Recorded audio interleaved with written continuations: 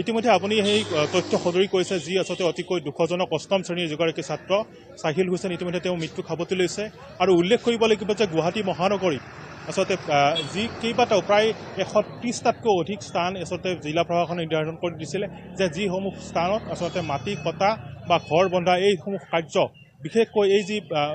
বৰষুণ আহিছিলে বৰষুণ অহাৰ লগে লগে প্ৰশাসনে বন্ধ কৰিছিলে তাৰ পাছতো কিন্তু একাংশ পাহাৰত আচলতে এই যিটো সচেতনতা সেই সচেতনতাৰ অভাৱত এই ধৰণৰ ঘটনা বৃদ্ধি হ'বলৈ লৈছে আৰু আপুনি ইতিমধ্যে উল্লেখ কৰিছে ইয়াৰ পূৰ্বেও ফটাশিলত হৈছিলে আৰু আজিৰ দিনটোত যোৱাকালি যি মুখলধাৰ বৰষুণ আহিছিলে মুখলধাৰ বৰষুণৰ পিছতে কটাবাৰীত এই ভূমিস্খলনৰ ঘটনা সংঘটিত হ'ল আৰু ভূমিস্খলনৰ ফলত ইতিমধ্যে কণমানি যি অষ্টম শ্ৰেণীৰ ছাত্ৰগৰাকী মৃত্যু হৈছে আৰু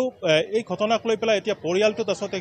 কি ধৰণে প্ৰতিক্ৰিয়া ব্যক্ত কৰে আৰু যিহেতু শিশুজনৰ মৃত্যু হোৱাৰ পাছতে এটা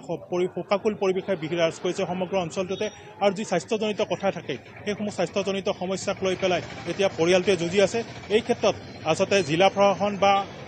অন্যান্য যিসমূহ বিভাগীয় কৰ্তৃপক্ষ আছে আন যিসমূহ স্থান আছে ভূমিস্খলন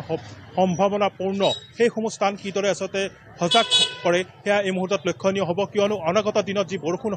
হ'বলৈ গৈ আছে বা বৰষুণৰ যি আচলতে পৰিৱেশ ছিজনটো আহি আছে তেনেস্থলত সেইসমূহ স্থান যদি নিৰ্ধাৰণ কৰি পেলাই সজাগ আৰু সচেতন কৰে তেতিয়াহ'লে এনেধৰণৰ ঘটনা পুনৰাবৃত্তি নহ'ব বুলি ক'ব পাৰি কিন্তু বহু ঠাইতে এতিয়াও সজাগ আৰু সচেতনতাৰ অভাৱতে এই ধৰণৰ ভূমিস্খলনৰ ঘটনা সংঘটিত হোৱা বুলি ক'ব পাৰি আৰু যি মুখলধাৰ বৰষুণৰ ফলতে যিসমূহ লোক সচেতন বা সজাগ হ'ব লাগে এই ক্ষেত্ৰত সেই সজাগ সচেতনতা নাই বাবে এনেধৰণৰ ঘটনা বৃদ্ধি পোৱা বুলি একাংশই মন্তব্য কৰিছে।